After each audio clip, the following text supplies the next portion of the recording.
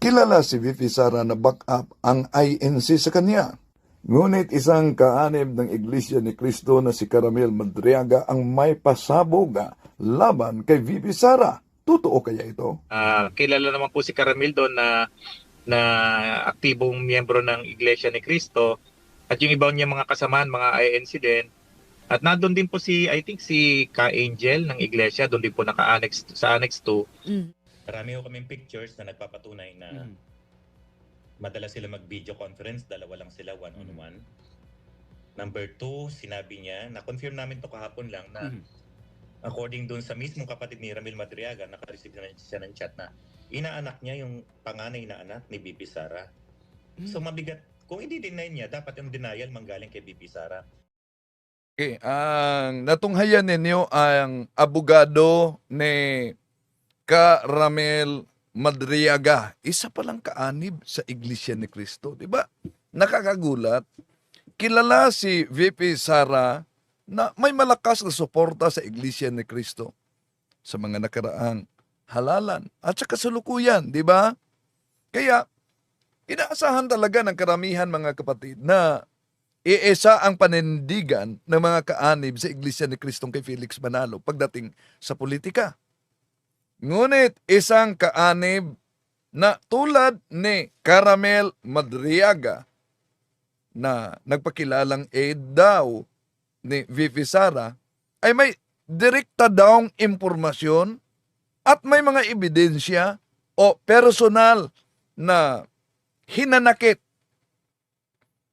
At itong personal na hinanakit pwedeng manaig ang paniniwala niyang magsalita kahit taliwas sa inaasahan ng siktang Tatag ni Felix Manalo.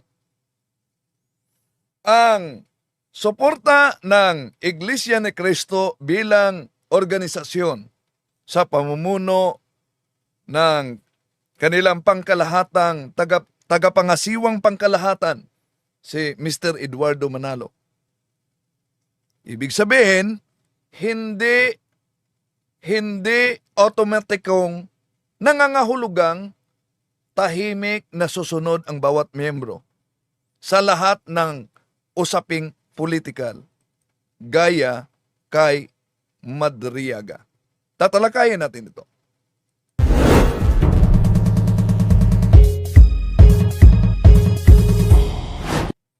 Kumusta? Welcome. Ito inyong lingkod, Brad Wendell Talibong. Ating tatalakaying napakainit at sasagutin din yung mga nagkomento. Brother Wendell, bakit ka pumasok sa mga issue political? Sasagutin natin yan, no? Dahil may mga nagkomento. Sana ang tatalakayin mo kaugnay lang sa Biblia at doktrina ng simbahan at pagsagot sa ibang pananampalataya. Pero bakit tinatalakay natin lalo na ito? Kilala si VP Sara na backup ang INC sa kanya. Ngunit isang kaanib ng Iglesia ni Cristo na si Caramel Madriaga ang may pasabog laban kay VP Sara. Totoo kaya ito? Kilala naman po si Caramel doon na aktibong miyembro ng Iglesia ni Cristo at yung ibang niya mga kasamaan, mga INC din. At nandun din po I think si Ka-Angel ng Iglesia, doon din po naka-annex sa Annex 2. Marami ko kaming pictures na nagpapatunay. So, pareho pala silang kulungan ngayon ni Ka-Angel Manalo, no? Etong si Caramel Madriaga na nagpakilalang aide ni VP Sara Duterte. So, at pumutok ang isyu kaugnay dito matapos naglabas ito ng kaniyang affidavit. Kaya ang tanong bilang kaanib sa INC, may magawa kaya ang kanilang pangasiwang pangkalahatan na si Mr. Eduardo Manalo kaugnay sa mainit na pagputok nitong affidavit ni Ramel Madriaga? Sino ba to si Ramel Madriaga? Siguro, kung nakasunod kayo sa mga balita, mga kapatid, siya ay nagpakilalang dating aide daw. At inaakusahan niyang bagman. Ibig sabihin, yung tumatanggap ng at nagdistribute ng pera na may ugnayan umano sa kampanya at sa operasyon na inuugnay si Vice President Sara Duterte. So ayon sa ulat, siya ang nasa detention siya, yung sabi ng abogado niya, at kasama pa si Angel Manalo dahil meron siyang inaharap na kasong kriminal. At yun ang dahilan kung kaniyang pinasabog itong balita na nalaman may alam siya dahil di daw umano siya tinutulungan ni VP Sara, pero napaulat na pumunta sa kulungan si VP Sara, ngunit hindi daw umano hinarap nitong si Madriaga. So si Madriaga mismo ang nagsampa ng affidavit at naglabas sa mga paratang para sa investigasyon kaugnay kay VP Sara. Kabilang yung mga sumusunod na mga pahayag niya na ang paratang kaugnay sa pinunduhan daw ng pugo at pinunduhan daw ng drug lords. Yung pahayag niya, no, na may anomalya daw umano ang paraan sa pagkuha ng pera at nasa affidavit niya yan. At maaring nagmula din umano sa Philippine Offshore Gaming Operators, yung mga sindikatong may kinalaman din umano sa droga batay sa kaniyang affidavit. Pero bago diyan mga kapatid, inaniyahan natin ang ating mga suking taga-subaybay. Huwag kalimutan na pindutin ang subscribe sa kay Kaburnok, Factbusters PH, nasa link natin. At ang ikalawa nating channel, Pananampalataya at Katwiran, nasa link natin. Inaniyayahan natin ang ating mga suking taga-subaybay. Huwag kalimutan na pindutin ang like sa ating live at huwag din kalimutang mag-subscribe at pindutin ang bell button para updated kayo, mag-comment at i-share ninyo.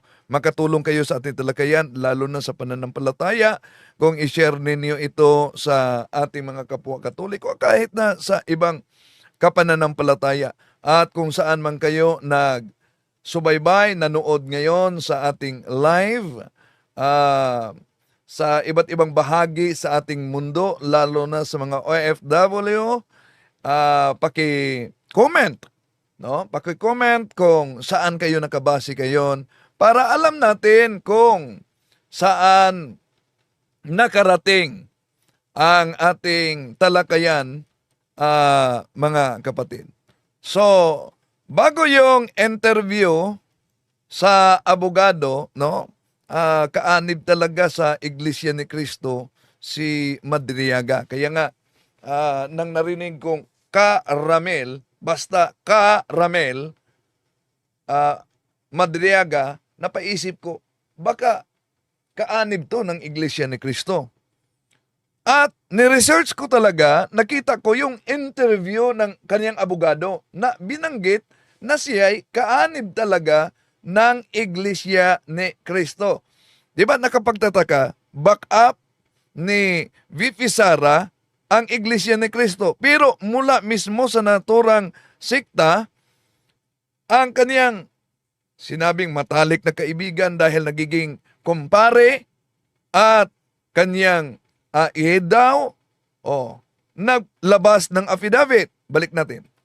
Kilala si VP Sara na back up ang INC sa kanya. Ngunit isang kaanib ng Iglesia ni Cristo na si Caramel Madriaga ang may pasabog laban kay VP Sara. Totoo kaya ito? Kilala naman po si Caramel doon na aktibong miyembro ng Iglesia ni Cristo at yung iba niya mga kasamaan, mga INC din. At nandun din po I think si Ka-Angel ng Iglesia, doon din po naka-annex sa Annex 2. So pareho pala sila, no? Ni Ka-Angel kung, di ba? Napakatahimik na ngayon kung ano ang ang nangyari kay ka Angel. Pero ang abogado ni Caramel Madriaga na si Attorney Raymond Palad, yung na saksihan ninyo, siya ang nagsabi na kasama sila sa kulungan ni ka Angel Manalo daw. So, ngayon, ayon nitong abogadong si Attorney Raymond Palad na ginawa ni Madriaga daw ang affidavit dahil nagalit itong si Madriaga matapos di umano mga kapatid, hindi tinutulungan o hindi ini-assist ni VP Sara kaugnay sa kaniyang kasong kriminal na dahilan na kulong siya. So wala pa akong background kung ano ba talaga may sinabing may kaugnayan daw sa kidnapping. Totoo ba yun? Ha? So, ano ang tugon diyan sa Malacanang? Ayon sa Presidential Palace na nagsabi na ang mga kriminal na reklamo laban kay VP Sara dapat daw umanong imbestigahan ng maayos. No? Pero hindi ibig sabihin na basta-bastang paniwalaan ang naturang mga paratang. Ngunit, hindi rin ito automatikong isang tabi. Dahil affidavit talaga ito, no? So, ang paratang ni Caramel Madriaga ay naglalabas lamang ito mga kapatid ng mga alegasyon at patuloy na mas malawak na pampulitikang issue. Lalo na sa konteksto dito sa ating bansa na nagpapatuloy ang mga issue kaugnay sa mainit na issue na impeachment at iba pang legal na hamon laban kay VP Sara Duterte.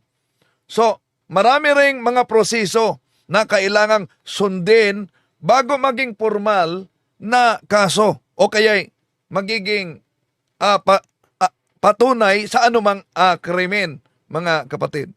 So, si Caramel Madriaga na isang kaanib sa Iglesia ni Kristong kay Felix Manalo na nagpakilalang isang dating aide na ngayon nasa detention, nasa kulungan. Siya mismo ang naglabas ng affidavit na may mga seryosong paratang laban mismo kay Vice President Sara Duterte. At itong mga seryosong paratang na ito kabilang na umano'y pagkuha ng pera mula sa illegal o sa kontrobersyal na pinagmulan sa naturang pera. So, ang kampo ng Malacanang ay parehong nagsabi na ang isyong ito dapat imbestigahan ng legal. Pero ulitin ko, hindi otomatikong paniniwalaan, pero hindi din otomatikong itatanggi ito na issue. Oh? So, ngayon, ating pakinggan muna ang interview ni Attorney Palad kaugnay dito. Siya mismo nagsabi na kilalang INC itong si Caramel Madriaga. Magandang hapon, Attorney Palad. Good afternoon din sa inyo at sa mga taga-subaybay ninyo. Magandang hapon po. Ito, Attorney Raymond, dahil nga nung unang lumabas tong salaysay ni Madriaga, kumbaga, nalaman natin mga nilalaman no, yung mga allegedly siya naghatid ng pera, yung mga sinasabi rin niyang detalye tungkol sa paggamit umano ng drug money, ng pogo money sa kanyang campaign no ng Vice Presidente. Ngayon, paano nag-decide, paano sinabi ni Ramil na pwede nyo pang, sinabi ba niya na attorney, pwede nyo bang ibigay sa ombudsman o kayo na yung nagpayo na rin kay Ramil? Well, kami na rin na nagpayo na kailangang i-file yan sa ombudsman kasi affidavit lang yan eh. Pag hindi mo i-file yan sa proper government agency, parang ang lilitaw niya na naninira ka lang. So, we advise him na dapat dali natin sa authority yan, i-file natin para sila magko-conduct ng nararapat na investigation or fact-finding para ma-expound pa or malaman nila, ma-verify nila mismo sa kanya yung lalim at katotohanan ng mga kwento niya. Yan ang po purpose niyan. Mm-hmm. Mm-mm. Yun nga po. So ano po yung next kanina nga po ay lumiham na kayo sa ombudsman. Ano po kaya yung susunod na hakbang o ipapaubayan na talaga natin sa ombudsman at sila na yung nasa kanila na yung bola?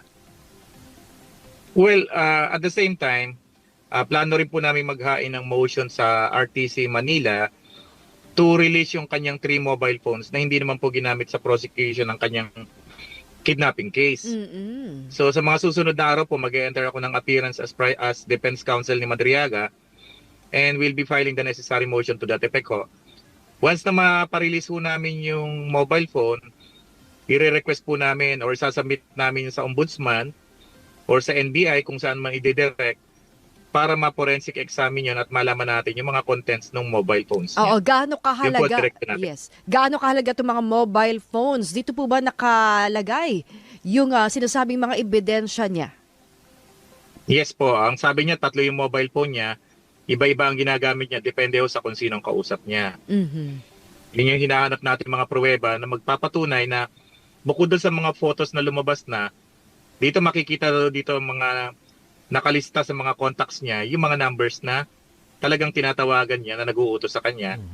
May mga text messages din daw dito at may mga pictures din daw po na yun ang gusto namin makuha talaga sa korte sa ngayon. Mm-mm. Pero isa rin bang kinakatakot niyo, Attorney Palad, baka naman burado na, alam mo naman, maaring may mangyari rin dyan sa telepono, no? Sa cellphones ni Madriaga. Pero ano yung mga worst, nightmare dito na pwedeng mangyari sa phones?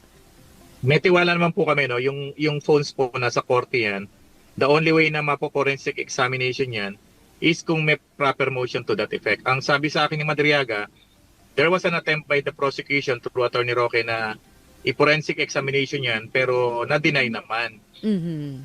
Doon natuwa siya raw na na-deny kasi ang worry niya baka pag na-forensic examination yon baka mawala naman daw yung mga pictures. Buti na lang daw na-deny. And so sabi ko, saka kahit na sabihin mong deletein mo yan sa phone mo ngayon, Mhm. yung mga text messages, yung call logs, pag forensic examination, nare-retrieve yan, pati mga Oo, pictures. sa IT, Yun ang oo. purpose ng forensic examination po. Okay. Oo, pero oo. At yung SIM card, kasama na rin doon, attorney, no? Nakalagay pa rin ba sa mobile phones niya? Yes, kasi nung na-arrest daw siya ng mga pulis noon, kinumpiska yung kanyang 3 cellphone. Ganun po talaga ang mga policy ng mga pulis, ng mga otoridad, the moment ma-arresto ka sa crime, lahat yun kinukuha nila, ultimong wallet mo, Mhm. ultimong alahas mo, nililista nila sa mga non-drug evidence na nasi sa'yo. At nasa NBI na yan or sa pulis kung gagamitin nilang ebidensya yung contents ng cellphone. Pero so far, sabi ni Madriaga, hindi naman daw ginagamit against him yung cellphone na yon. So in due time, we will file the motion na isoli na sa amin yan or ipa-forensic examination yan as part of the defense po. Mm-mm. At kadalasan nga, sa mga police operations, ay intact yung nakalagay dyan kasi wala kang oras na magbura or buksan yung cellphone mo dahil yan ang unang-unang kukunin sa'yo kapag ikay kinapkapan, no? Sa mga police operations, pagsilbi ng warrant of arrest or mga pagdakip, no? ng Lahat po yan. ng ating law enforcement agencies. Ang naman, doon naman sa kanyang salaysay, halimbawa lang anong posibleng tingin yung gawin ng ombudsman pagkatanggap nitong affidavit ni Ramil Madriaga?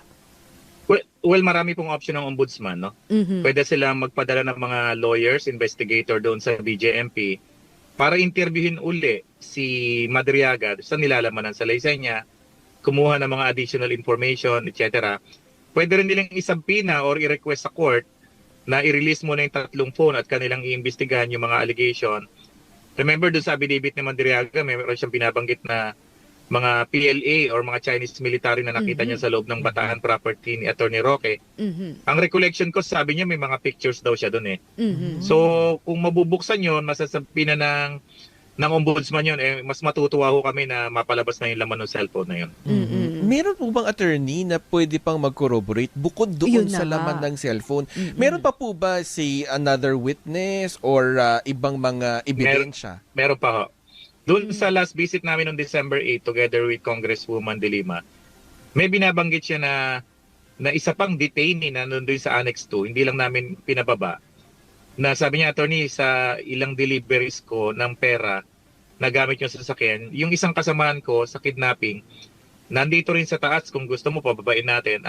Yan yung magpapatunay na merong ilang instance na naghatid sila ng pera. May So, may kaso silang kidnapping, no? But may kaso silang kidnapping. 'Yon ang susuriin din natin. kasama si Ramil. Mhm. Siguro, pagbalik ko sa BJFP, i-interviewin namin yung isa pang co-accused niya na magpapatunay. Ito po yung tinatawag nating living witness to corroborate yung sinasabi ng mga pick-up and deliveries ng money. May isa pa pong testigo dyan. In the absence nga po nung tatlong mobile phones, may mapagkukunan pa ba? Bukod dun sa sinasabi niyong isa pang witness, may mapagkukunan pa ba ng kasi pwedeng naipasa rin kasi ni Ramil at sa asawa ba yan? Well, na O anak, screenshot. Well, yung mga nakausap. screenshots, yung mga text messages, kasi baka, alam mo, proactive siya. Naisip niya yan noon. May mga Actually, naitago ba siya sa laptop? Nakikipag-coordinate po kami sa pamilya niya. Nakakapagtaka lang nung lumabas tong issue na to. After few days, hindi na namin ma-access yung Facebook niya. Sandali lang, acknowledge natin si Bro Calix Silo, dating pastor, converted Catholic, diyan sa Bacolod City. Okay. Ni Ramil. Siguro hindi ko alam kung may nag-report. Basta napa-take down po. Tumawag yung pamilya na hindi na nila ma-open yung Facebook nung papa nila. Mhm. So isa ho yan sa nakakagulat. Buti na lang ho, nakapag-screenshot kami ng pagkarami-rami mga litrato doon na magpo-prove yung relationship niya sa pamilya Duterte po. Oo, ulitin natin, ano yung laman ng Facebook na tingin nyo ay makapag-substantiate sana doon sa kanyang sinasabi, sa kanyang salaysay, Attorney Raymond Palad? Well, syempre yung mga nakapost sa Facebook yung hindi naman damaging, no? Mhm. Pero nandito yung mga pictures niya, aktibong pangangampanya, pagiging miyembro ng ISIP, yung mga pagbigay ng mga plaque of appreciation kay Attorney Kilala ng Office of the Ombudsman, ng SBP spokesperson Munsayak. Tapos nandito pa yung mga pictures dung isang Timog bar, yung comedy bar, Mhm. na kung saan daw niya hinatid yung pera. Yung mga pictures ng mga motor na binigay daw sa kanya ni former President Duterte. Sabi niya, 2 Ducati yan, attorney, sa 2 Harley Davidson. Mhm. Hindi naman ako kayang bumili niya na mahal-mahal niyan, binigay sa akin yan. Mhm. Yun, nasa kanya pa yung 4 na motor na yun, nasan daw sa bahay niya. Mhm. So, hindi namin ma-access, pero kahit pa paano, nakapag-save na rin kami ng mga photos doon sa Facebook niya. Mhm. So, may nag-report po niya, kaya hindi namin ma-access yung Facebook niya po. Mhm. Bukod sa sinasabi niyong witness na nakakulong din ngayon, how about sa labas naman? May mga pwede pa bang mag-corroborate, pwedeng tumulong, magbigay pa ng ibang ebidensya? Attorney? Sa ngayon po, wala pa po kami nakakausap sa kamag-anak. Mhm. At natutuwa lang sila sa amin, nag-communicate na at least dahil sa paglabas ng issue na to, kahit pa paano mapipil secured sila kay Caramel na habang nakakulong sa BJMP, dahil nga mainit na usapin na to, mas lalo ho siyang babantayan ng mga jail guard doon. Oo. At hindi pwedeng kumausap kung sino man nang wala siyang permission po. Isa pa yon kasi natanong din ni partner Zandro kanina, yung protection nga kay Ramil sa loob ng kulungan. Kung hiniling nyo na rin ba yon, Attorney Palad? Yung pag-uusap po namin, okay naman daw po siya sa BJMP Annex 2 hanggat magkakasama sila na co-accuse niya sa kidnapping. Mhm. Kilala naman po si Caramel doon na aktibong miyembro ng Iglesia ni Cristo at yung ibang niya mga kasamahan, mga INC din. At nandun din po si Ka Angel ng Iglesia, doon din po naka-annex sa Annex 2. Mhm. So para naman wala naman So, si Atty. Palad mismo, di ba, tahimik kung asa na ngayon si Ka-Angel Manalo. Nasa kulungan pala. Kasama ngayon ni Ka-Ramel Madriaga. siyang nirereklamo na sinasaktan siya o tinatakot siya. Maayos naman po yung lagay niya sa Annex 2 po. Alright, Sige oo. po, maraming salamat Sir Raymond. Hingi po kami ulit ng update kapag merong pang Ayan. Ang interview ni Atty. Raymond Palad, ang abogado ni Ka-Ramel Madriaga na nakulong ngayon kaugnay sa kasong kriminal pero kasama siya sa kulungan ni Ka-Angel Manalo. Di ba? Tahimik kung ano nang nangyari ni Ka-Angel Manalo. Ngayon, punta tayo. Tinatalakay na natin kung sino si Madriaga, ano yung mga reklamo, pasabog niya. May may tinatalakay tayo yung plus report kaugnay sa pagkawala ni dating Yusek Undersecretary ng DPWH, di ba? So, siguro kung binasa ninyo yung comment section, may nag-comment diyan, bakit daw umano yung talakayan natin na may kaugnayan sa doktrina ng simbahan ay hinahaluan pa natin ng isyong politikal. No? Kaya nga, sinagot ko ang ating kapatid yan na nagtanong galing sa nakabase daw siya sa Kuwait na sa panahon ba ni Juan de Baptist, nagbinyag lang ba siya? Anong dahilan kung bakit pinatay si Juan Bautista? Dahil nanindigan siya laban sa immoralidad sa namuno sa pamahalaan noon. Yon ang dahilan kung bakit pinatay siya. Sasabihin ba ninyo kung sa panahong yon nandoon kayo? Sasabihin ba ninyo, huwag ka nang makihalo sa immoralidad ng mga politiko, ng mga namuno dahil yon ay separation of church and state at dapat maminyag ka na lang? Hindi.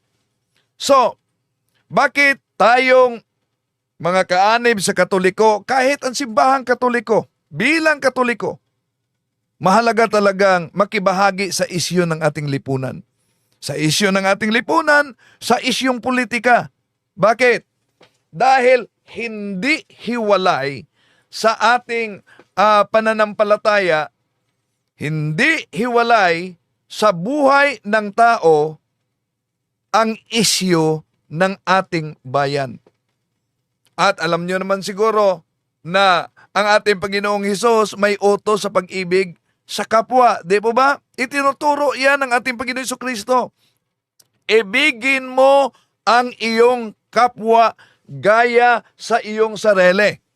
So ano po bang kaugnayan kung inuutos sa ating Panginoong Jesucristo na ibigin mo ang iyong kapwa gaya sa iyong sarili? Dahil ang kahirapan, korupsyon, ang kawalan ng katarungan, mga kapatid, ay pang-aabuso ng kapangyarihan. Ito'y nakakasakit sa ating kapwa. At tandaan ninyo ito, kapag manahimik kayo bilang Katoliko sa harap ng mga isyong ito, pinabayaan ninyo ang kapwa ninyo. Kaya nga, tinatalakay natin, di ba grabe ang korupsyon ngayon? Pero dapat din magmuni-muni ang bawat isa, kahit Katoliko. Sa panahon ng halalan, tumatanggap ba kayo ng pera sa vote buying? Dapat itanong ninyo yan sa sarili ninyo. Kung tumanggap kayo ng pera sa vote buying, di ba kayo nagiging bahagi sa malawakang korupsyon sa simula pa lang sa eleksyon? So, balikan natin mga kapatid. Bakit kailangan ang isang laiko, ang isang Katoliko, ang simbahang Katoliko ay makialam sa isyu ng ating lipunan? Lalo na sa isyong politika. Ito ay konkretong pagsasabuhay sa pag-ibig batay sa utos ng ating Panginoong Hesukristo. Mga kapatid, ang pananampalatayang Katoliko ay hindi lang pagsimba. Ang pananampalatayang Katoliko, hindi lang ito magsimba, hindi lang ito magdasal, hindi lang ito mag-ayono.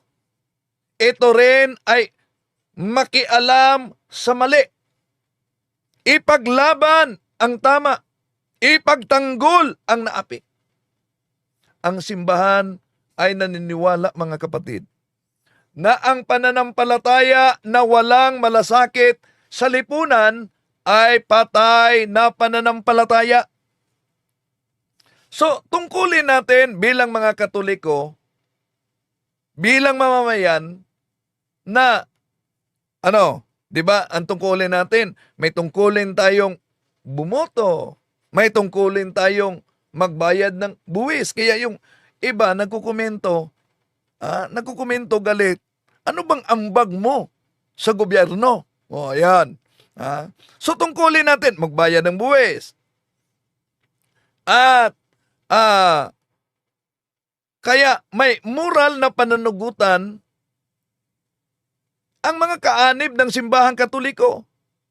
Pare, obispo, mga madre, mga laiko. 'Di ba?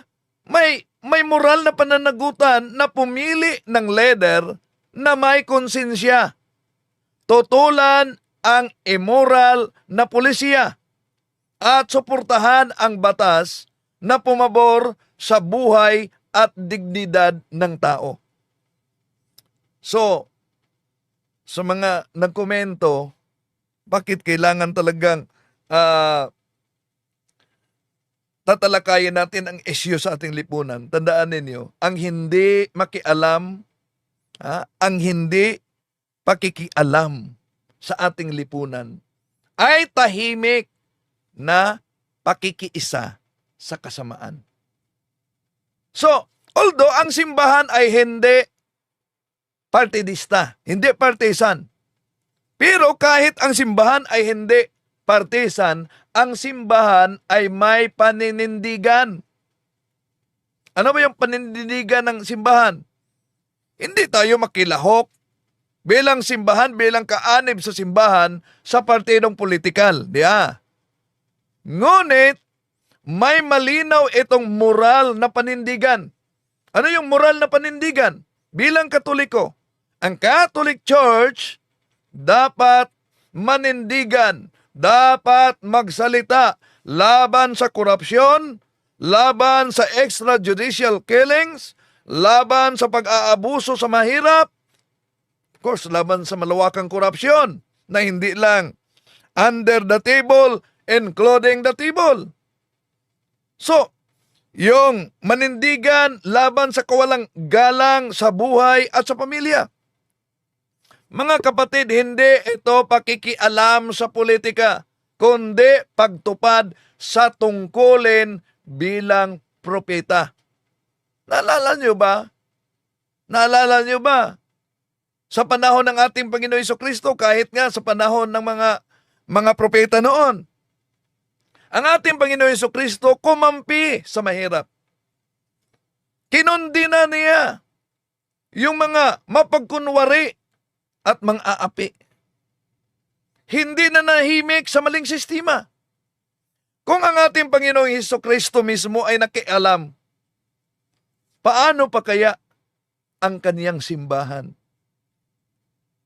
Tandaan ninyo ito, ang tahimik, konsentidor yan. Ulitin ko ang tahimik, konsentidor. So, di po ba may kasabihan si Dr. Jose Rizal ba yun? Anong sabi ni Dr. Jose Rizal? It is enough for good people to do nothing, for evil people to succeed. Si Dr. Jose Rizal lang nagsabi niyan, ang masama ay magtatagumpay, hindi dahil sa lakas nito, kundi dahil sa katahimikan ng mabuti. Ang tahimik, konsentidor. So bilang Katoliko, mga kapatid, ang pananahimik sa harap ng mali ay kasalanan at isang malaking pagkukulang. Ang pakikipagbahagi ay pagiging tapat sa Diyos, tapat sa bayan. So, ang pakikipagbahagi ng bawat Katoliko sa isyu ng lipunan at lalo na sa politika, mga kapatid, hindi ito pakikialam, kundi pananagutan. Pananagutan ito. Hindi ito panggugulo, kundi pag-ibig sa kapwa. Hindi laban sa pananampalataya, kundi bunga ito sa pananampalataya. Ngayon, dahil etong si Madriaga ay sinabi, si Atty. Palad mismo ang nagsabi na isa pala itong Iglesia ni Cristo. Kilala si VP Sara na back up ang INC sa kanya. Ngunit isang kaanib ng Iglesia ni Cristo na si Caramel Madriaga ang may pasabog laban kay VP Sara. Totoo kaya ito? Kilala naman po si Caramil doon na aktibong miyembro ng Iglesia ni Cristo at yung ibang niya mga kasamahan, mga INC din.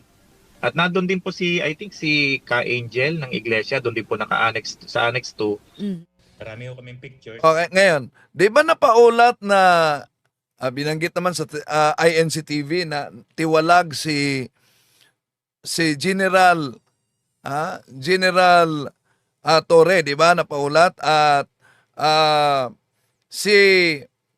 ang dating PNP chief mismo nagsabi kung ano ang dahilan bakit natiwalag si General Torre. Ngayon, anong kaugnayan dito?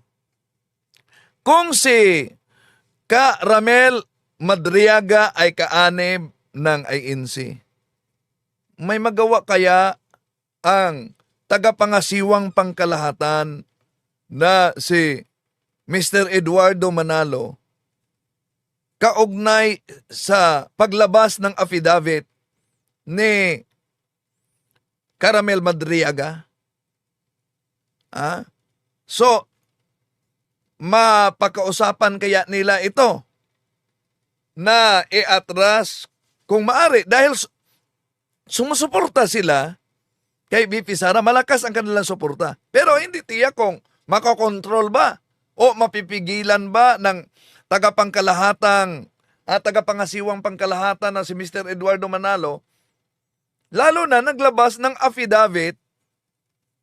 At itong inilabas na affidavit, mga kapatid, ay isang kaanib ng INC na si Caramel Madriaga laban sa matalik niyang kaibigan. Yun ang claim niya dahil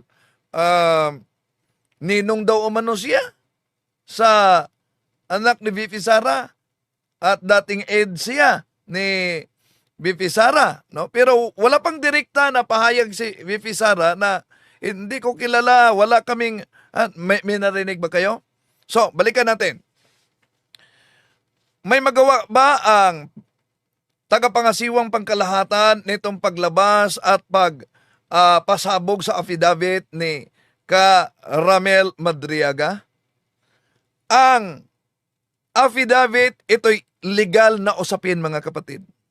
Kapag nanotaryo na, kapag naisumiti na ang affidavit, at kapag na-forward na ito sa korte, saklaw na ito ng batas ng ating estado.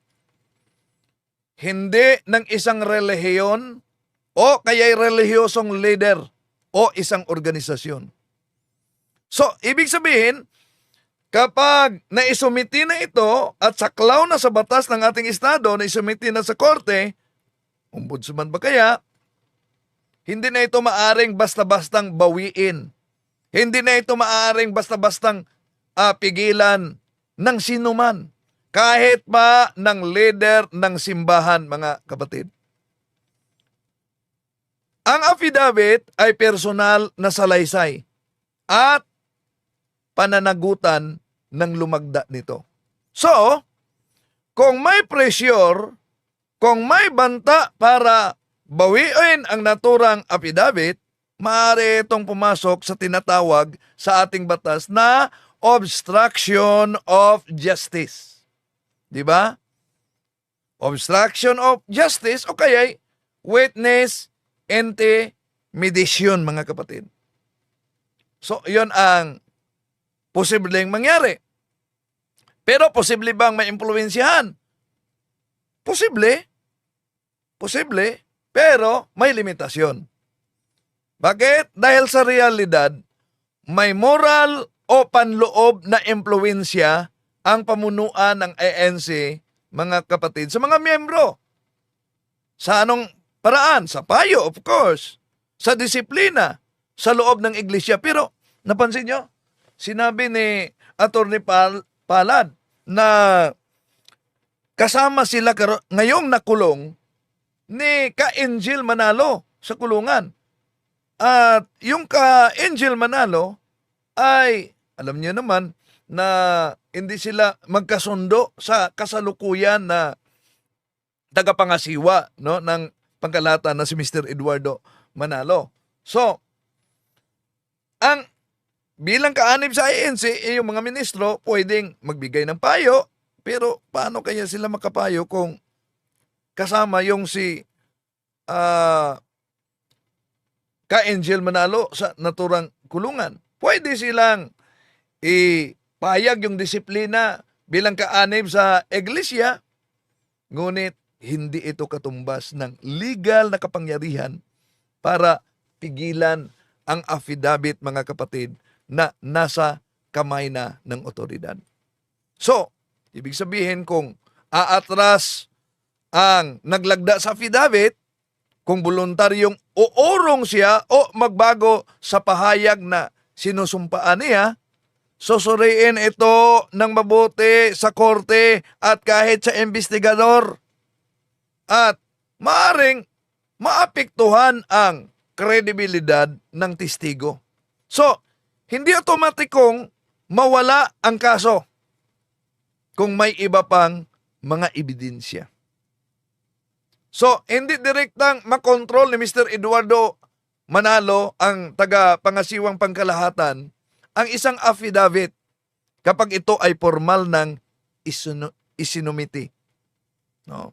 Sa korte, ombudsman ba ang naturang affidavit? So, maaring may impluwensya panloob, pero ang batas ang masunod, hindi ang relihiyon. Ang huling pasya ay nasa korte, sa mga investigador, hindi sa leader ng simbahan. Kaya abangan natin kung ano ang posibleng susunod na pangyayari kaugnay dito, mga kapatid. Brother Jando, andyan na si Father Darwin. Okay, Father Darwin, good evening. Good evening sa ating lahat, mga kapatid. Pasensya po. Dami nating bisita, and then bago lang ako nakarating dito sa ating sa ating mga kumbento, mga kapatid. At salamat sa Diyos na nagkakita tayo ngayon dito sa live natin, kahit malayo tayo, pero nagkalapit sa pamagitan ng ating social media, mga kapatid. At patuloy tayo sa ating kapayapaan at pag-iibig ni Kristo ay maghari nawa sa ating puso at damdamin. So ngayon, Brother Jando, simulan na natin. Dahil late na ako, Brother Jando. Ito ang unang katanungan from Pabayo Emben Maristela. Sabi niya, tanong ako, Father Darwin, may mortal sin ba ang corrupt officials ng gobyerno? Maganda yung katanungan na yan. No? So, unang-una, i-qualify muna natin kailan maging mortal sin ang isang kasalanan, Brother Jando, no? Dahil hindi automatic po yan, ha? Hindi automatic na yung mga malaking kasalanan, mortal sin. Unang-una, sa ating mahal na simbahan, Brother Jando, sa CCC, may 3 criteria bago pa maging mortal sin. Hindi automatic po. At pa grave matter yan, pero hindi full yung knowledge na, hindi ding full yung consent niya, hindi po yan automatic mortal sin. Malaking kasalanan, pero hindi automatic. Example, Brother Jando, the 3 conditions for mortal sin, grave matter, so malaking paglabag. Full knowledge, you know that the act is a serious act against the violation of the law of God, and then full consent. Kung present po ito, Brother Jando, tsaka pa natin masasabi na mortal sin. So yung corruption is a grave act. No? Malaki po, serious offense po yun. Pero kung yung isang kandidato, full yung consent niya, walang pumipersa sa kanya, full. Hindi one half. No? Full yung consent niya, deliberate. And then full yung knowledge niya, yan po. Diyan po natin masasabi, Brother John, na mortal sin. So lahat ng grave act, hindi automatic na mortal sin, Brother Jando. And then mortal sin causes exclusion from Christ's kingdom, an eternal death of hell, if it is not redeemed by repentance and God's forgiveness. So mortal sin is the loss of sanctifying grace, separation from God, loss of heaven if death occurs without repentance. Communion must not be received kung meron tayong malaking kasalanan or mortal sin, Brother Jando. So hindi lahat ng grave act, Brother Jando, automatic mortal sin. Brother Jando, yan ang sagot ko. Okay, next question. Ano daw ang grave act?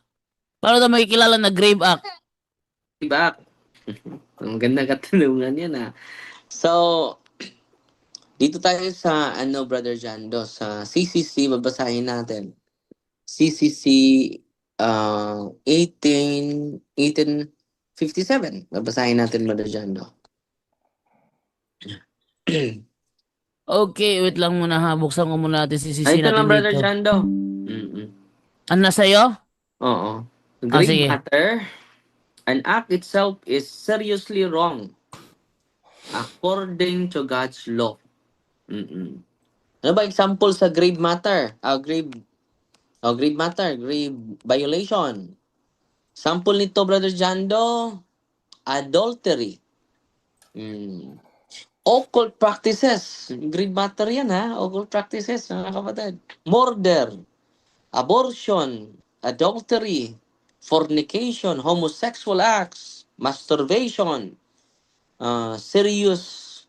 corruption, serious thief, yung pagnanakaw, serious hatred, missing Sunday Mass deliberately, blasphemy. Yan po ang example sa mga grave act, Brother Jando. Dito Padre, may Okay, tanong, may Brother follow-up pa. Jando. May follow-up pa. May follow-up pa. Sige. Oo. May follow-up pa siya dito. Sabi niya, kung may mortal sin sila, impyerno na ba sila pag namatay sila biglaan at hindi nakapag-repent? Hindi lang sila, pati tayo. Bakit sila lang ang sinali mo? So, pati tayo kapag meron tayong isang mortal sin po.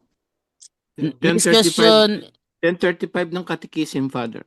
10:35, babasahin natin. Basahin mo, Brother Angel.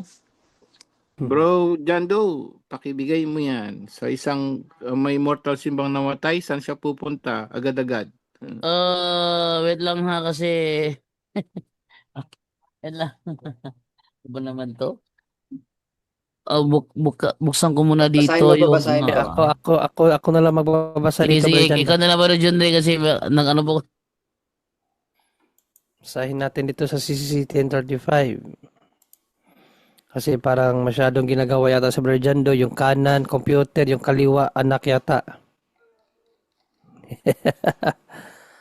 1035 ng Catechism.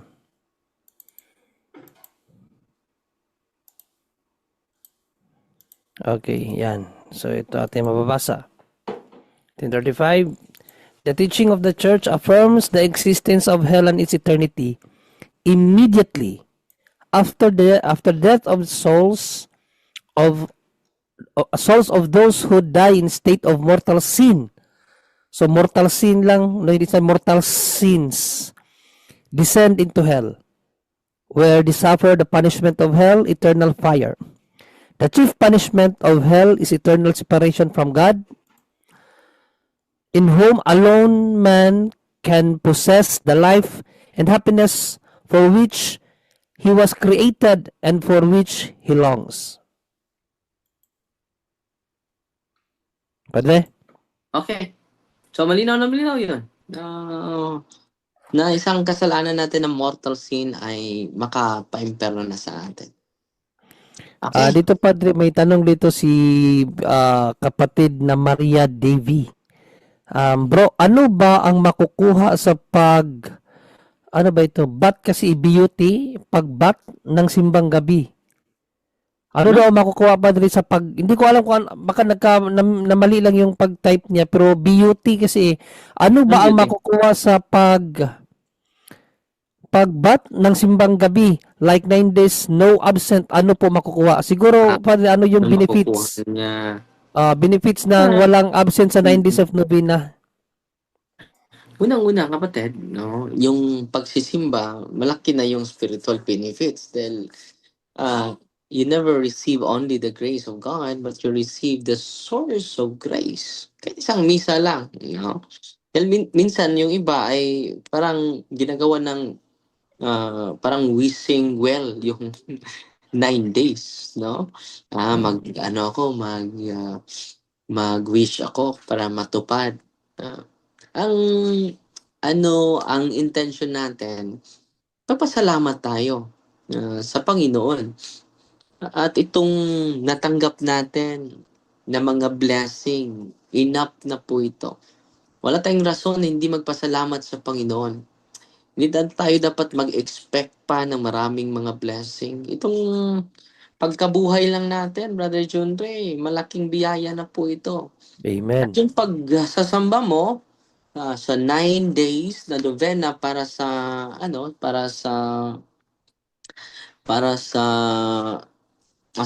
pagsalubog natin sa Pasko, pagpasalamat natin yan. So yung misa is the highest form of worship, the highest form of thanksgiving. Walang makampantay doon, no? So yung pagsimba natin ay sukli natin sa hindi masuklian na kabutihan ng Diyos. Yung kabutihan niya ay walang hanggan. Unang-una, magsamba ka man o hindi, kapatid, magsamba ka man o hindi, kumpleto na ang Diyos, perfect na ang Diyos. Kung hindi ka man din magsamba, hindi din makunan yung pagka-Diyos niya. Tayo po ang nangangailangan ng Diyos. No, baka 9 days ka lang magsamba, and then after that, hindi ka na babalik sa simbahan. No? So, grabe yung mga spiritual benefits, kapatid, kapag magsakripisyo ka. Alam nyo, kung mag-confess kayo sa mga kasalanan natin sa pare, papatawarin ka, meaning, lahat ng kasalanan mo, pinatawad. Pero, not automatic, Brother John Ray, na nawala yung parusa. Nandun pa yung parusa. Yung kasalanan mo lang yun napatawad. So, yung simba mo every day sa sa simbang gabi, yan po ay sakripisyo, penitensya. Para yung mga parusa natin sa mga kasalanan na napatawad na, ay mabayaran. No? So lahat yan po ay may spiritual benefits. Hindi lang po yun ordinaryong benefits, Brother John. Natanggap mo yung source of grace. At sana po, hindi po din kayo magpalit sa misa. Dapat, hindi pa nagsimula yung misa, nandun na tayo. Marami sa atin, laging nalilate. Sa gitna na ng misa, dadating. No?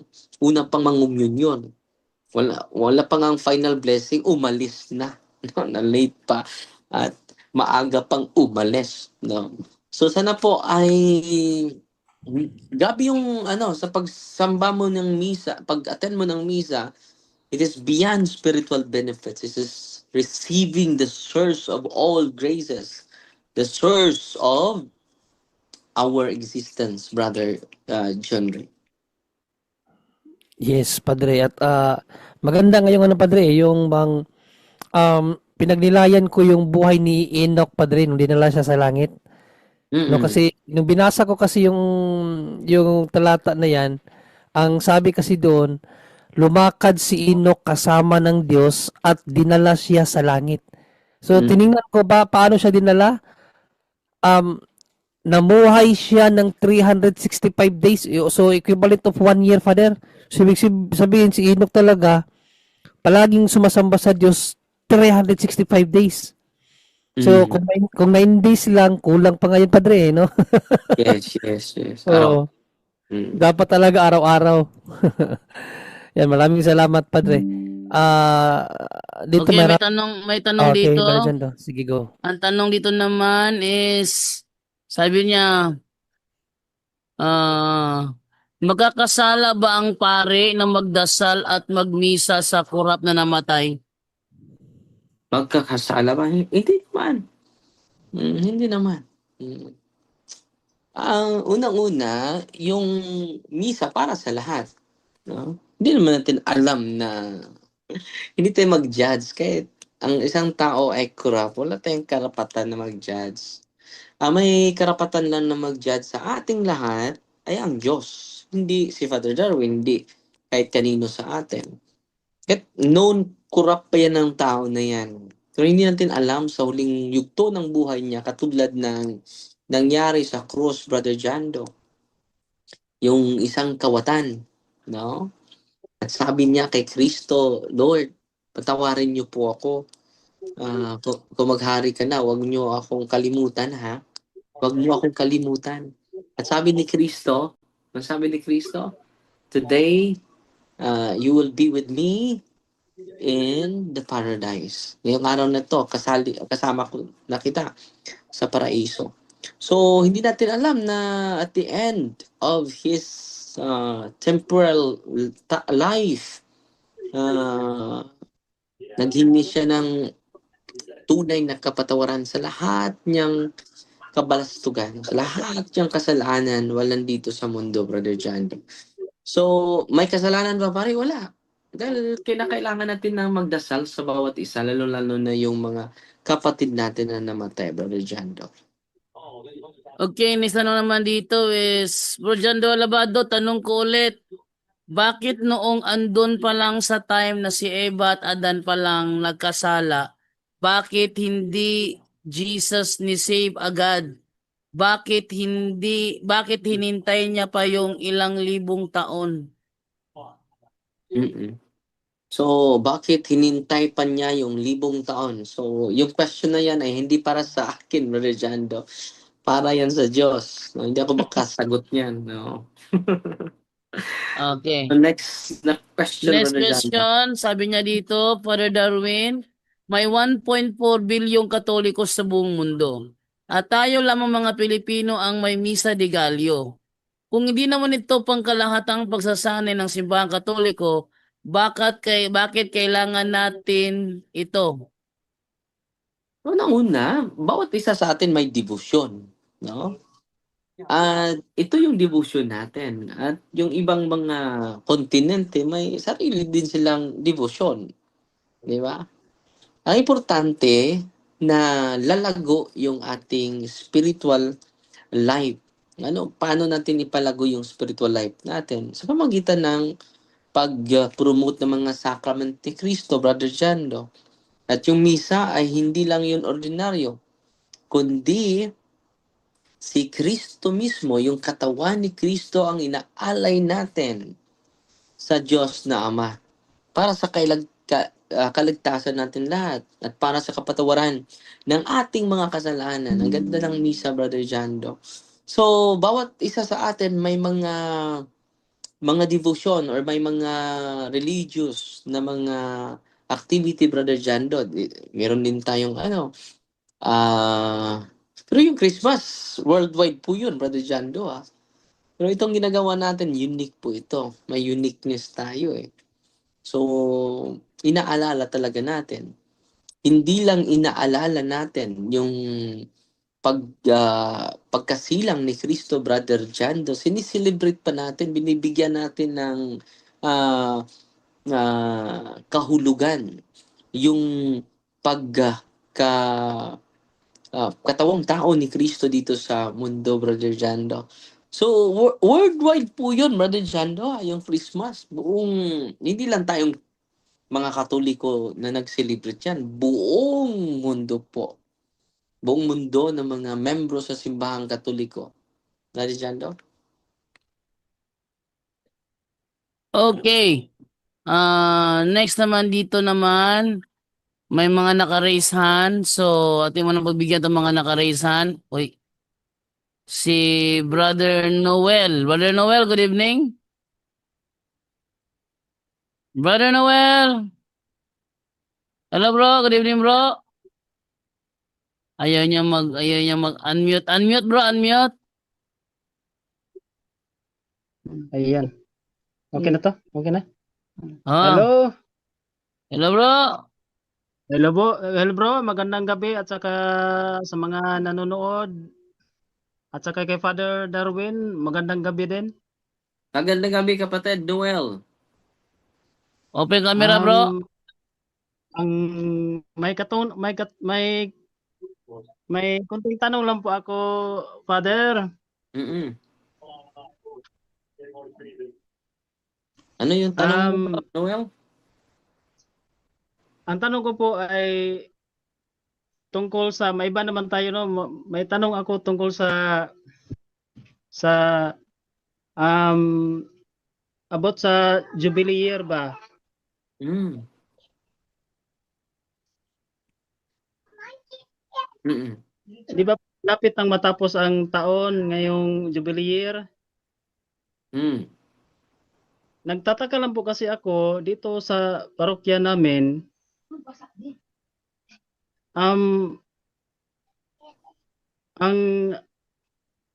nababasa ko po kasi sa catechism niyo po kung ano ang ibig sabihin ng indulhensya po. Mm. Ngayon dito sa aming parokya hindi masyado anong tawag to? Parang hindi In-explain. masyado idiinan ng pansin yung Indulhensya. araw ng simbahan natin tungkol sa indulhensya, kung gaano siya kaimportante sa buhay nating mga Katoliko. Ang tanong ko lang po kasi, dito sa aming parokya is na-recognize siya as one of the yung pilgrim Holy door. site ba? Holy door. Holy door. Opo. Oo. Tapos may instances kasi ako namamasada ako ng tricycle. Tinatanong ko yung mga tao na mahitungod sa indulhensya ba? Sabi nila hindi talaga nila naiintindihan kung ano yung indulhensya. Punta lang sila doon, magkumpisal, tapos picture ganon, nagpunta mag-rosary. Yun na, pero yung meaning talaga ng indulhensya is hindi talaga na dito na iintindihan ng mga tao. Tapos yung ang punto ko lang kasi sana may Catechism. Opo, para naman matauhan yung mga tao na walang alam tungkol dito kasi 'di ba ang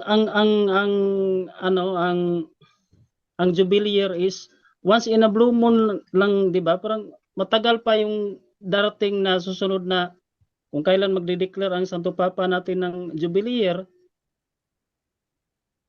Matagal pa, hindi pa natin alam kung kailan. So, kung ma-miss natin ngayon ang taon na to, 'di ba sayang din naman po. So, yun ang mo, bro. Yun ang katanungan mo, bro.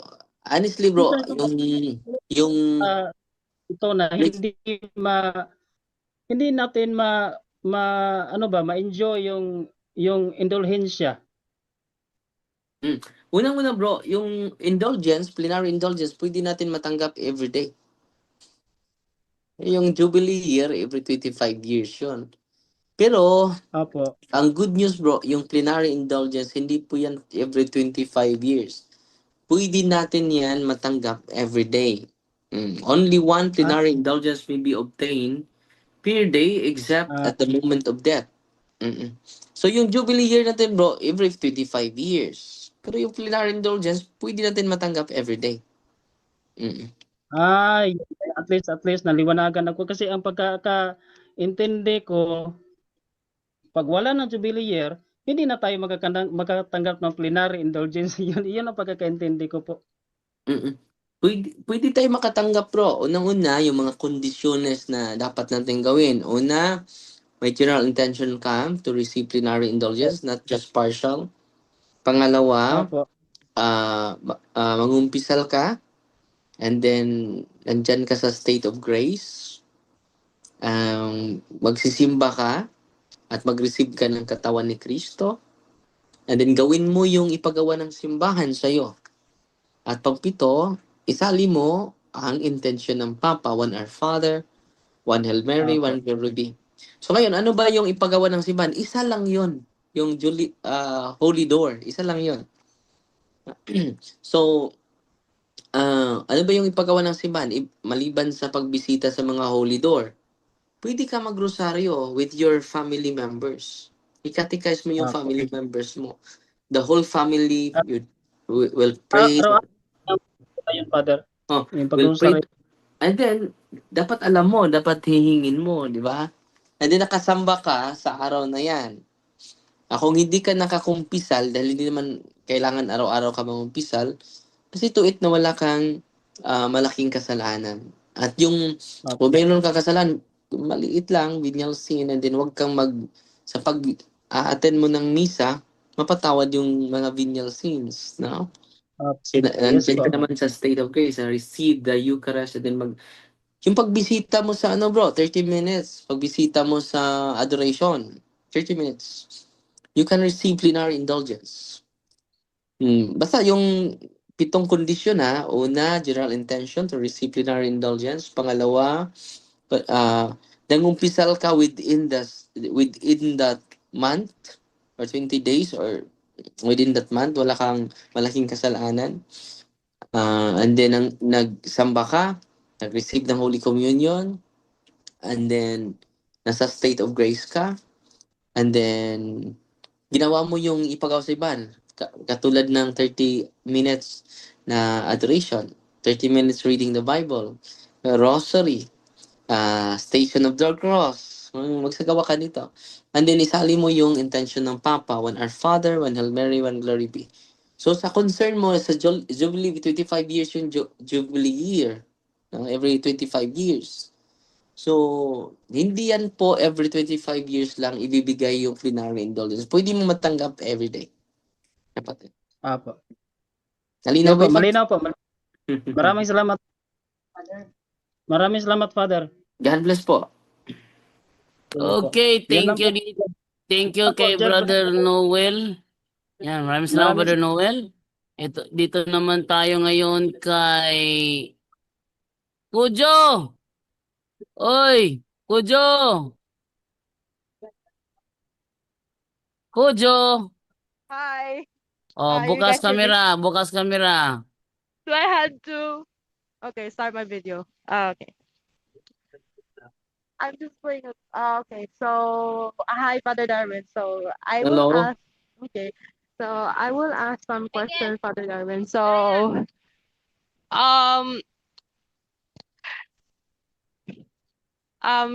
Father. So, what are you on? Is it like somebody invited me to go to like celebration or a party, and it's held by a church that is outside from Catholic. Is it like okay for the Catholic people out there, like attending something like occasion? Unang-una, kapatid, mag-ingat po tayo dyan. No? Hindi masama makipag-ibigan sa kanila. Pero kung magsasabi na sila sa kanilang aral, delikado po yung mga inosenteng Katoliko. Kaya ang simbahan nga ay bawal sa atin na makisama sa kanilang pag-aaral, pangangaral. Pwede siguro kapag isang kondisyon na solid na yung foundation mo sa Catholic. Pero kung hindi, delikado po na maakay ka sa simbahan na tatag lamang ng tao. Sabi ko, Diyo, ano pa yung tanong mo? Okay. Okay, so he left. Okay. Another question po, Father. So if I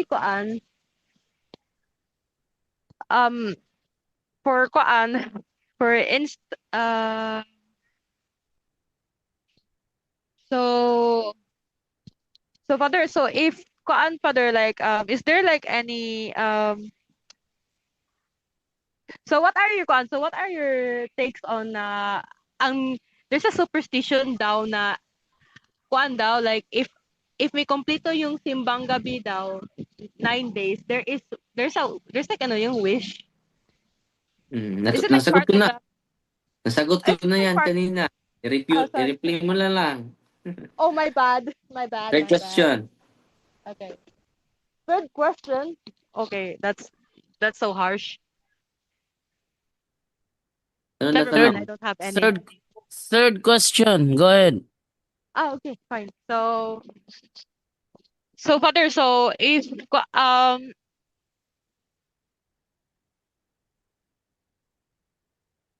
so as someone who is a Catholic, um, why like considered mortal sin yung hindi magsisimba? Mm. Unang-una, yung hindi pagsimba, hindi automatic ha. Dinidiscuss ko na yan.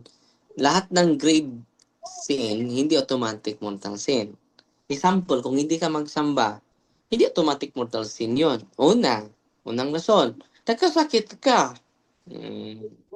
Hindi yon mortal sin. Hindi automatic yung hindi pagsamba mortal sin. Pero yung hindi pagsamba is a grave act.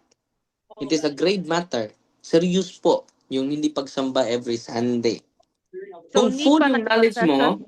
mo, kung full yung knowledge mo, full yung consent mo, wala kang valid reason, kung hindi ka nakasamba dahil na-disgrasya kami, Father, valid reason yun. Hindi yun automatic mortal sin. So, ang hindi pagsamba is a grave act.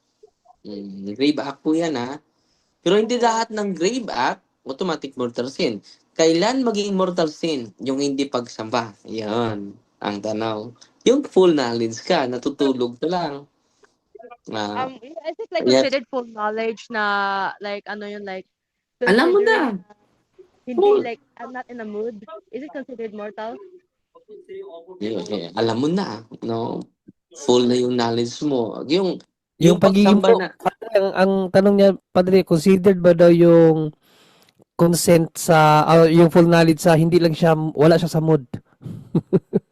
Yeah, exactly. Una That's what my question. maumod si Tani ron. No? So kung unang-una, hindi yan nagbabatay sa mood. Kung kahit hindi mo feel na magsamba, pero yung knowledge mo is full, doon na. And then full yung consent mo, doon na, automatic mortal sin yun. So kailangan natin i-confess. Pero, hindi lahat ng hindi pagsambahan, automatic mortal sin. Una, hindi po valid yung mood mo, mood swing mo. Hindi valid reason yun. Di ba? Hindi talaga valid reason. Valid reason lang yun kung nagkasakit ka. Or disgrasya ka, na aksidente ka. O nagbantay ka ng isang may sakit, walang papalit sa'yo, ikaw lang mag-isa. Or nasa lugar ka na wala talagang misa. Example, yung mga OFW, grave act yun. Malaking kasalanan. Pero hindi automatic mortal sin. Dahil hindi naman nila, example, seaman ako. And then 6 months ako walang sumasakay sa barko. And then wala namang misa doon sa loob ng barko. Kahit gusto ko bang sumamba, pero wala namang misa, di ba? Tayo may misa pero hindi natin gustong sumamba, no? Baliktad naman sa atin, di ba? So, yun po kapatid, hindi lahat ng hindi pagsimba automatic po na mortal sin. Kailan ba maging mortal sin? Una, alam mo na grave act yan, full yung consent, knowledge mo. Plus, full yung consent mo. Pero, paano yan, Father, kung 1/2 lang yung consent ko, hindi full? Hindi yun mortal sin. It is still a grave act, but it is not a mortal sin. Kapatid? Okay na yan? Okay. Tatlong tanong na. Okay. So, baka I'll stay here for a while. Okay. So, yan. Dito naman Salamat, tayo Sabi. ngayon. Dito naman tayo ngayon sa next tanong naman is from Raymond. Raymond, good evening. Good evening. Hello bro, go ahead bro. Good evening po. From Cebu Bro, po. Raymond. Good evening sa lahat. Ask ko lang, Father Darwin, yung pag pagbuntis kay John the Baptist, John the Baptist ba, wala ba siyang kasalanan doon kagaya ni Mary, yung ibinuntis siya ni Santa Ana? Immaculately conceived ba din si si San Juan? Yun ang tanong mo, kapatid. Oo, Merong mga theologian, honestly, kapatid, merong mga theologian nagsasabi na siya po immaculately conceived. Pero hindi po yan official teaching ng simbahan. Sa official teaching ng simbahan, si Mama Mary ang immaculately conceived. Wala tayong official na turo. But, merong mga speculation yung mga ibang mga theologian na siya din ay immaculately conceived. Wala din kasalanan. Pero hindi yan official teaching ng simbahan. Kapatid? yung second question ko, Father, yung ano po, may aral ba tayo sa Katoliko na si Judas Iscariote ay na impyerno? Yan. Maganda yung tanong.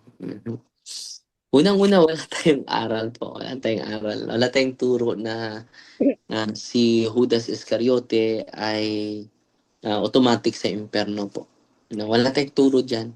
Dahil ang mag-decide or mag-judge ang Panginoon, hindi ang simbahan. Hindi naman judge ang simbahan. Ang simbahan is instrumental. Wala. May gumagalaw sa Brother Jando. Hello? Ayun, okay na. Okay na, Kanina wala. pa yan eh. Kanina pa yan. May gumagalaw sa ano natin eh. Kanina pa yan eh. Sino yan, bro? Hindi ko Baka may alam. baka may nakapasok na ano. Sino kaya dito? Huwag niyo pakialaman yung ano ha. Sige, go ahead, Brother Darwin, go ahead. So, balik tayo sa tanong ni bro. Ang simbahan is instrumental cause of salvation lang. Hindi siya ultimate judge. Ang ultimate judge, lalo sa final judgment, ay si Kristo. Ang Diyos lang po. And then kung tuturo ang simbahan na si Judas ay nasa impyerno, para siya na din ang final judge. Hindi po ang simbahan yung final judge at the final day. Ang Diyos lang po. So, pinagdasal natin si Judas na Meron man. ang simbahan ay the church recommended to the mercy of God. Wala tayong yung mga nagpakamatay, mga kapatid, may aral tayo nang sabi ng simbahan, we recommend them to the mercy of God. So wala tayong turo na categorical na si Judas nasa impyerno. Wala po. Pangatlong na tanong, Father, is yung teaching natin sa Catholic is outside the Catholic Church there is no salvation. Paano po ba yung mga ibang sikta na since birth hindi nila alam na yung tunay na turo?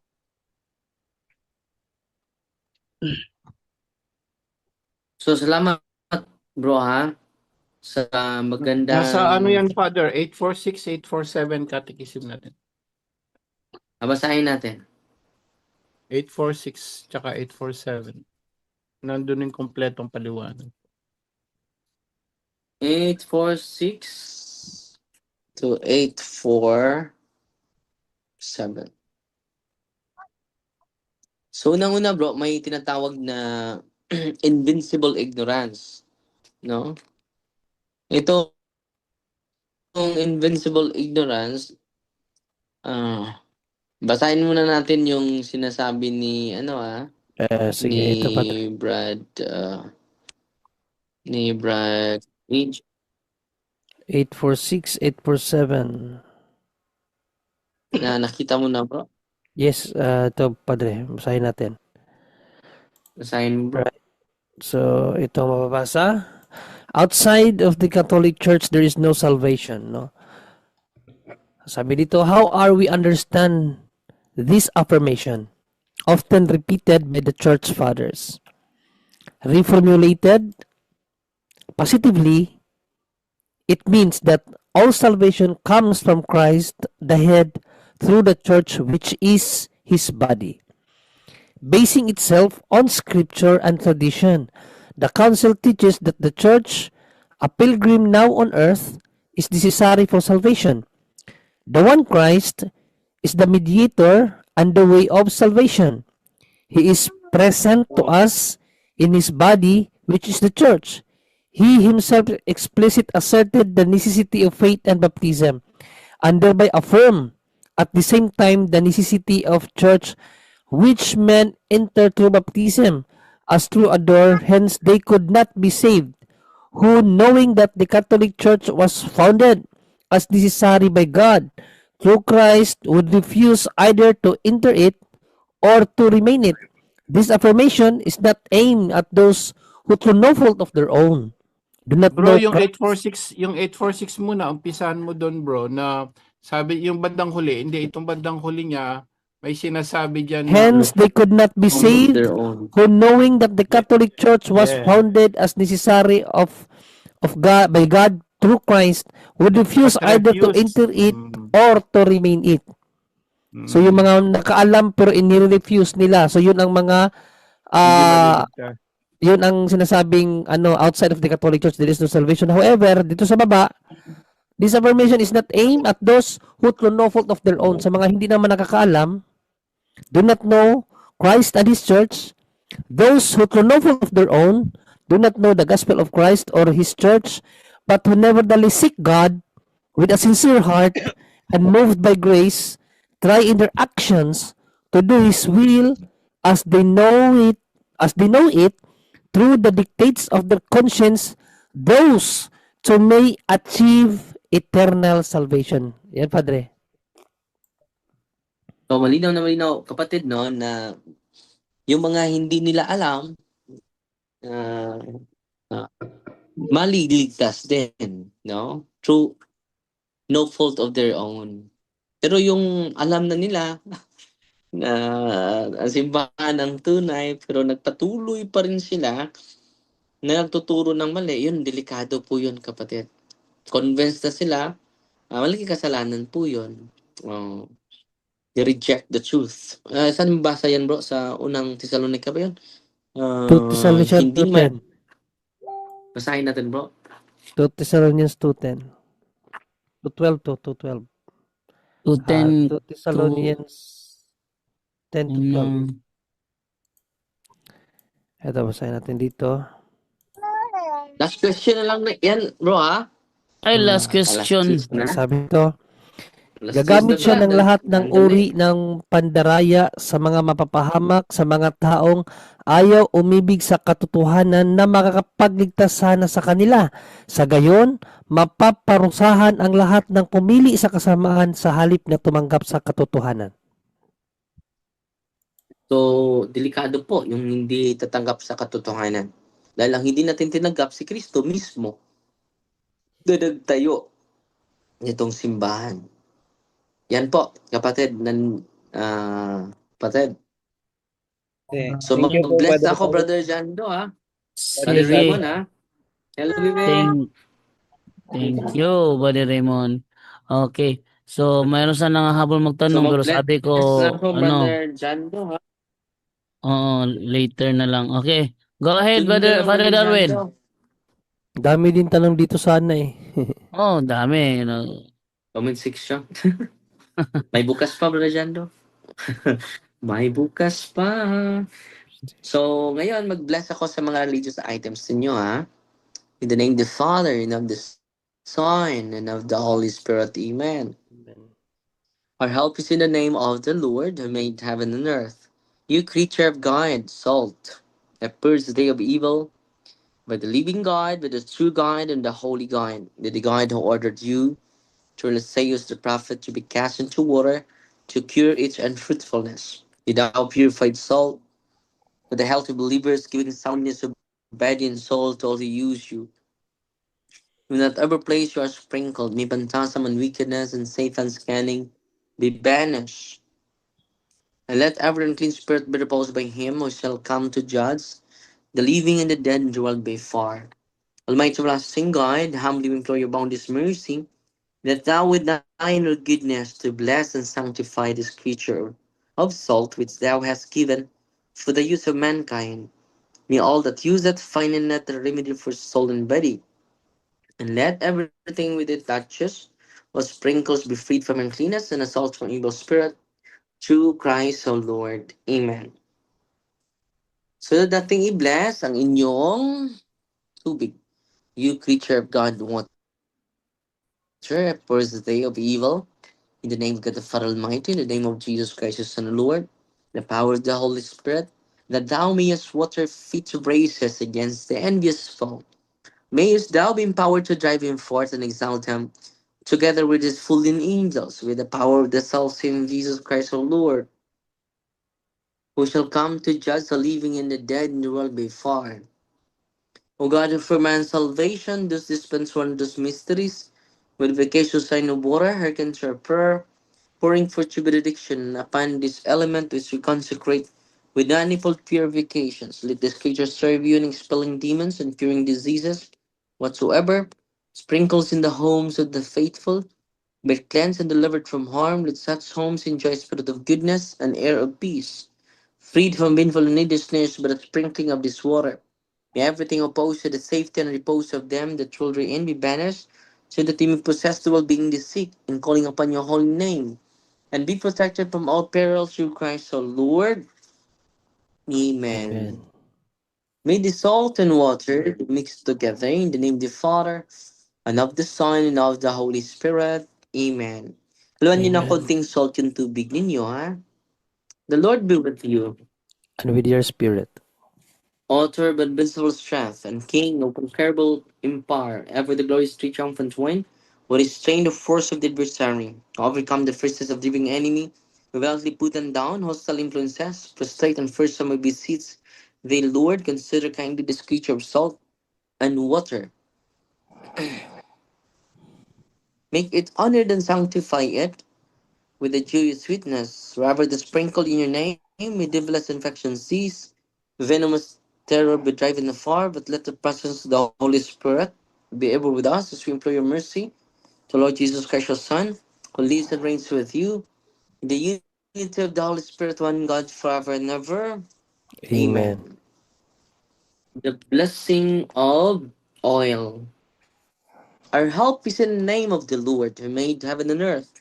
God's creature oil, I cast out the demon from you, but get the Father Almighty, who made heaven and earth and sea and all that they contain.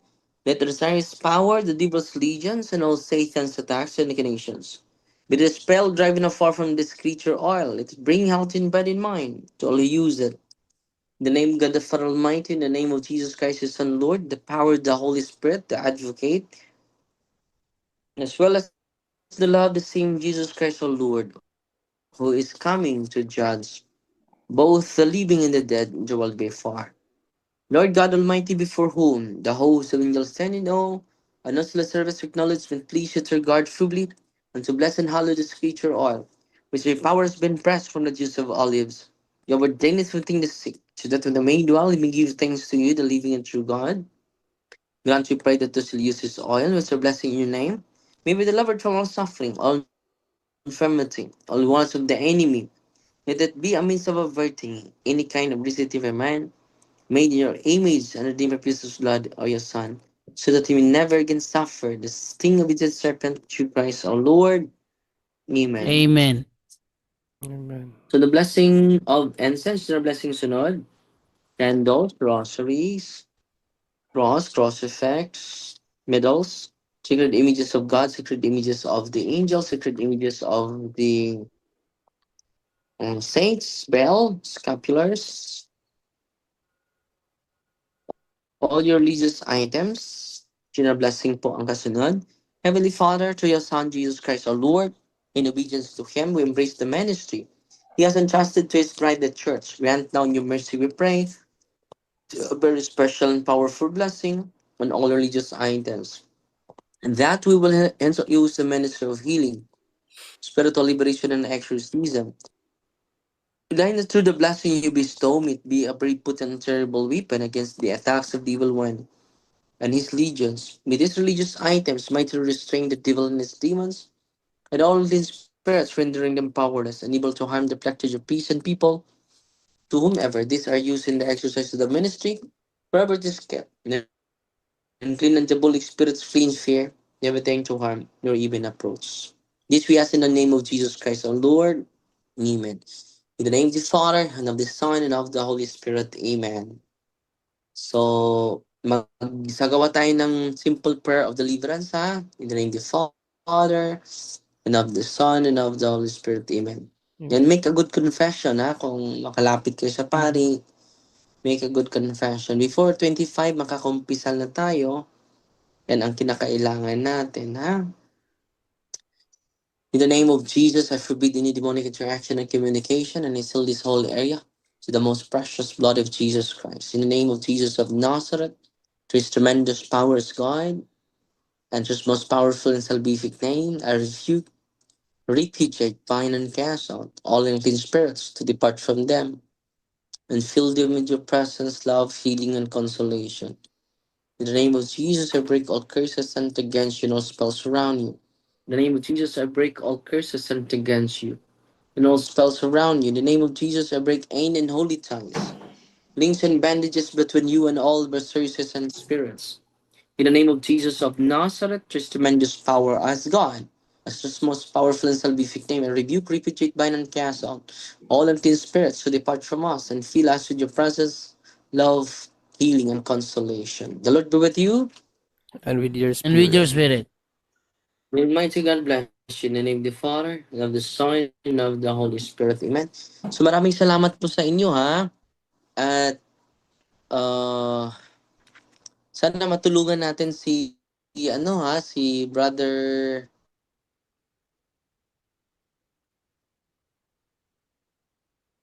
nag-chat natin si Brother, nagkasakit yung pamangkin niya, no? Para po sa pamangkin ng asawa ko, need po ng dialysis, 12 years old. Grabe, no? Ang bata pa. Bakit pa? Grabe, no? Si Brother Romel Parma po isi-share ko po ito. Pero may libre naman dialysis, no? Basta pupunta lang sa mga isi-share ko po ito, no? So, nandyan din sa ni Brother Romel Palma. So, maraming salamat din sa mga tumutulong sa seminarya natin, ex-seminarya natin na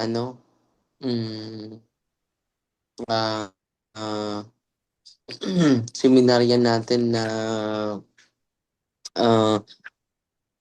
gusto maoperahan. So, salamat po. Umabot na ng 161,000 yung pinadala ng mga supporters natin. Salamat po. At nakabayad na din tayo sa mga seminaryan natin. 26 seminarians po. Dahil po yan sa inyong walang humpay na tulong. 127,150 pesos po. Salamat po sa inyo. And then, para sa sports and evangelization, bumibili po tayo ng additional na 10 ka mga biik. Meron na tayong 8 baboy para sa, malaki na po, mga 70 kilos na po. Para yan sa paglibot natin sa sunod na taon. At salamat po sa inyong suporta at yung mga pinadala ninyo, tinutulong natin sa mga evangelizers. Tanungin nyo si Ate Ida kung gusto nyo magtanong sa mga financial update natin o report. At maraming salamat po sa inyo, Brother Angel, Brother Junre, grabe yung mga sakripisyo nila. Brother Jando, Ate Idna, Brother Romer, Brother Ramil, Vincent, no? Sino pa? Brother Wendell po So, nandiyan. sa lahat ng mga Brother Vicente at Wendell. Brother Wendell. Nandiyan. At Brother Tata, no? Brother Vicente, no?